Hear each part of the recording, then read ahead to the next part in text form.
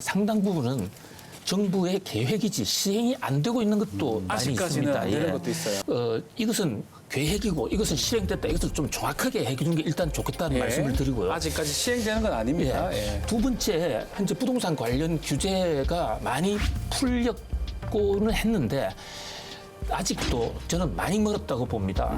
물론 정부 원희룡 장관이나 어떤 구상을 갖고 있는 것으로 알고 있어요. 그런데 이제 우리 사회가 부동산 규제를 해제한다 이러면 마치 부동산 부자들만 도와준다라는 이런 오해를 딱 사기 십상이기 때문에 정부도 굉장히 지금 조심을 하고 있는데 지금 조심할 때가 아니라는 거죠. 지금 내일 모레 경기가 끝나는데 손흥민이냐 최양호냐 이거 선택은 어떻게 할 그 거죠? 선택은 뭐 할 게 굳이 답이 나와 있지 않습니까? 손흥민이죠. 손흥민. 요즘은 최양호 고문도 굉장히 축구를 잘하세요. 감사합니다. 예. 그래서 그런 관점에서 두 가지입니다. 하나는 위기관리 차원에서 정부가 좀 신속 대응할 필요가 있고 또 하나는 어떤 경제의 정상화, 비정상의 정상화 차원에서 과연 우리 부동산 세제, 자 무슨 조정 지역, 투기 지역, 투기 관리 지역 이거 없는 나라들은 우리보다 부동산 가격이 더 안정이 돼 있어요. 예. 그러니까 규제가 만능은 결코 아니기 때문에 좀 시장 원리에 따라서 부동산 가격을 정상화시킬 필요가 있다 이렇게 봅니다. 지금 금리 때문에 사실 안정화돼 있는 모습이잖아요. 굳이 또 규제를 많이 하는 게 맞나 이런 말씀으로 보이는데요. 규제 완화책이 말 그대로 만병통치약은 아닙니다. 그러나 이 규제 완화책이 나머지 수요 공급 여건 그리고 거시경제 금리 여건 나머지와 같은 방향으로 움직일 때 이 경착륙을 막아야 되거든요. 경착륙을 막고 연착륙화하기 위해서는 그런 방향으로의 움직임을 더 적극적으로 해야 되지 않을까 생각합니다. 우리 최양 평론가님 부동산은 그냥 지금 가만 놔둬도 좀 이제 안정사가 되는 겁니까 그러면? 아닌데요.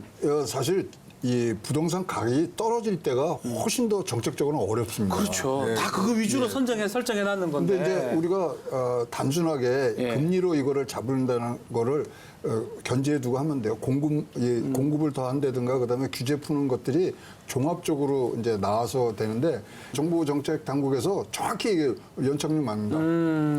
근데 잘 떨어지게 만든다 이 말이죠. 잘 떨어지게. 그러니까 떨어지는 거를 길게 가게 해야 돼요. 쭉 떨어지게. 그러니까 확 떨어지지 말고 네. 쭉 떨어지게. 그래서 조금 더 그런 부분들은 색깔을 좀 더 나타냈으면 좋겠다. 그게 부동산에 바라는 방안.